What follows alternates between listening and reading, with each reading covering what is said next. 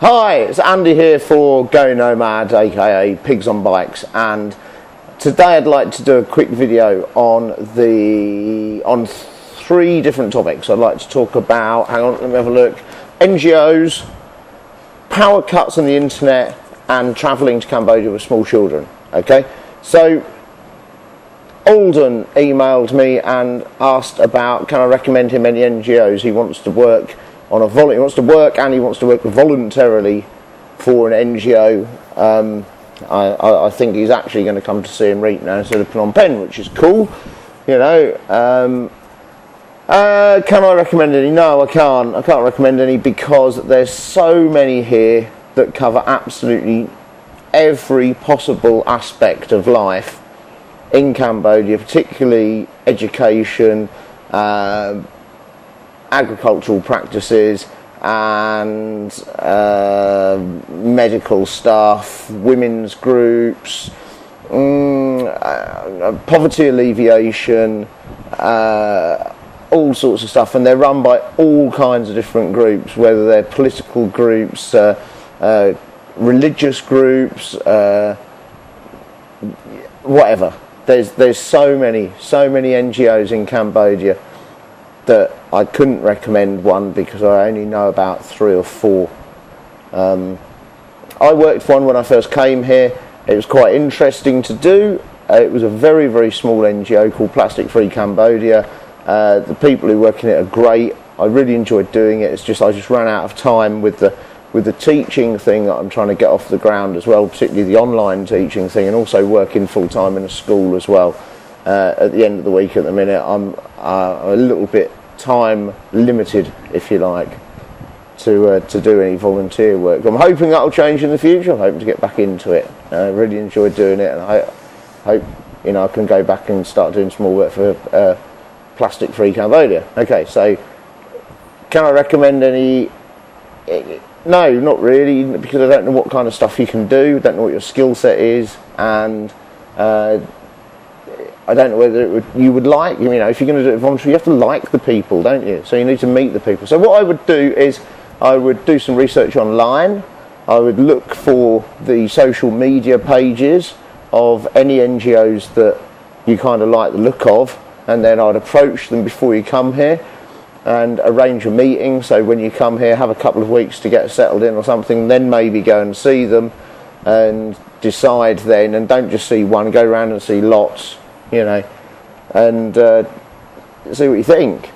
And it's a bit weird because, certain fields, they want you to pay if you apply from outside the country. So there's kind of a bit of NGO tourism there. I can't remember what they call it now. Voluntourism, I think it is, where you pay to go and volunteer for someone, which to me is crazy. It's like either you're on holiday and you're paying, or you're helping and you're volunteering, in which case you shouldn't have to pay for it. But hey, there are reasons for it that I haven't looked into.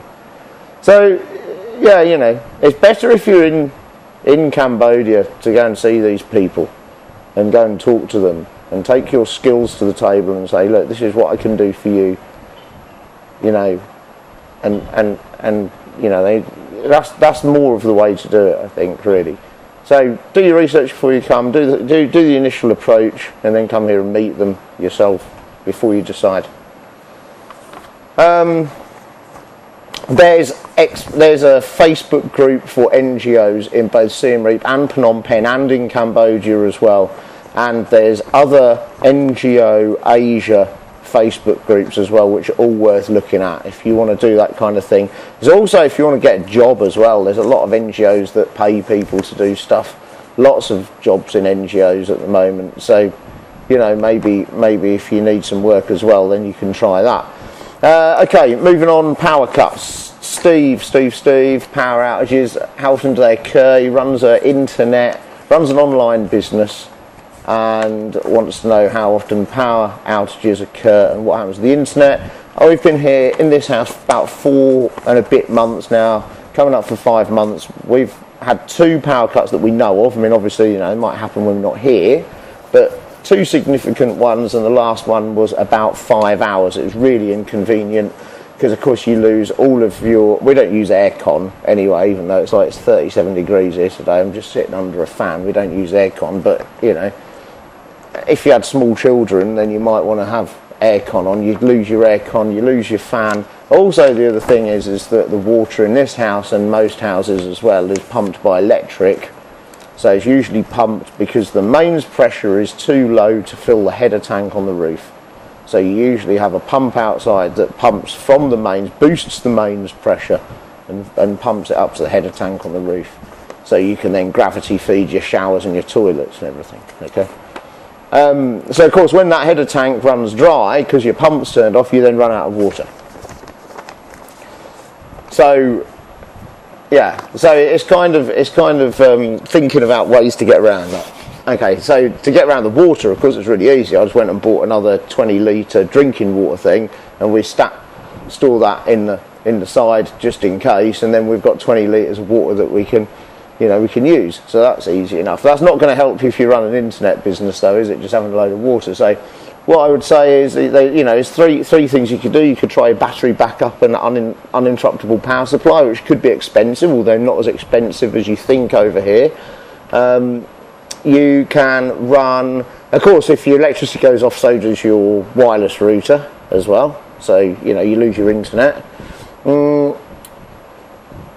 might not lose your internet on a direct connection. I'm not certain. It's not something that I've looked into.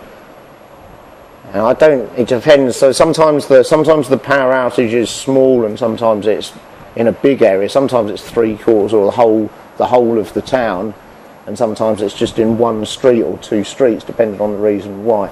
So, if you do lose your internet connection, then what I would try and do is, if it is crucial that I maintained internet connection and power supplies, I'd just use a laptop and tether my 4G mobile phone to it.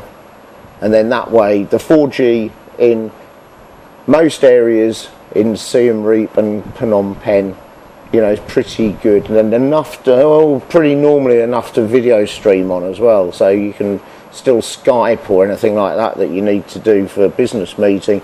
And of course, your laptop's going to have 3 or 4 hours of battery in it at least. So you've got enough there to see you through most power cuts. Other things that you can do are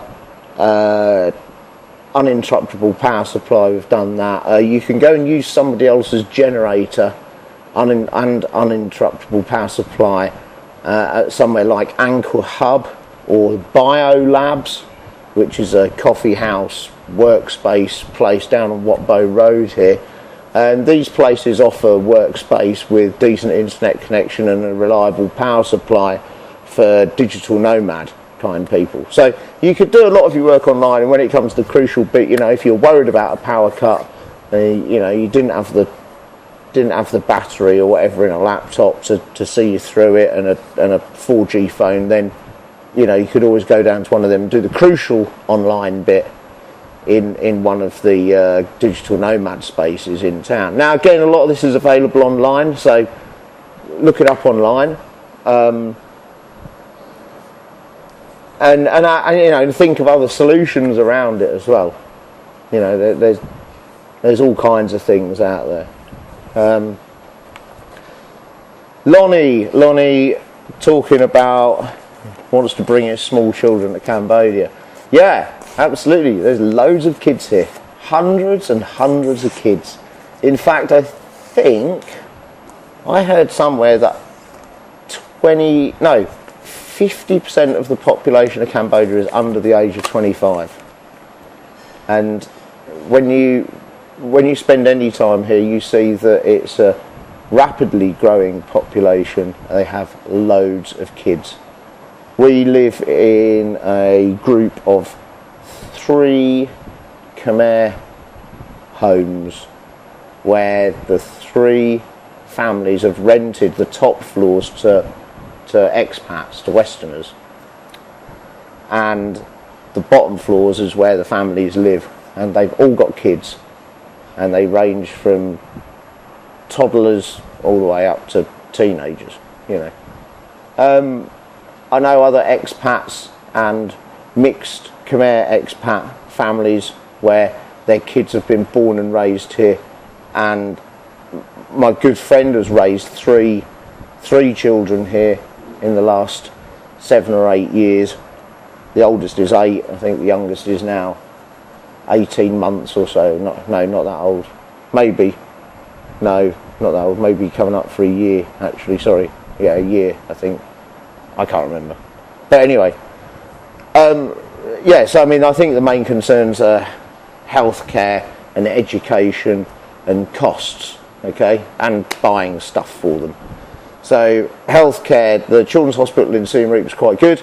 There's going to be the equivalent in Phnom Penh, I'm certain. Other healthcare is you fly out to Bangkok or Singapore. The medical care facility in Cambodia has rapidly improved in the last 2 or 3 years. So be careful what you read online about horror stories from things 4 or 5 years ago. It's not necessarily the truth now. And also some of those might only apply to adults, whereas the children's hospitals here are, from what I've heard, I've never been to one, but from what I've heard from other people who have took their kids to them is that they're actually pretty good, okay? Education. I work in a school. Education, $100 a month for kindergarten, $110 for kindergarten to year 4, and then I think from year 4 onwards it's so from about 12 or 13 years old, however old it is, onwards it's $120 a year in the school that I work, and mine's not the best and it's not the worst. Oh, it's not, no, sorry, it's not the most expensive, it's not the cheapest. Okay, so that's the kind of costs that you're looking at. Nanny, a lot of people have a nanny out here because they don't cost very much. You may be looking at $150, $200 a month for a full-time nanny. Other things, what else?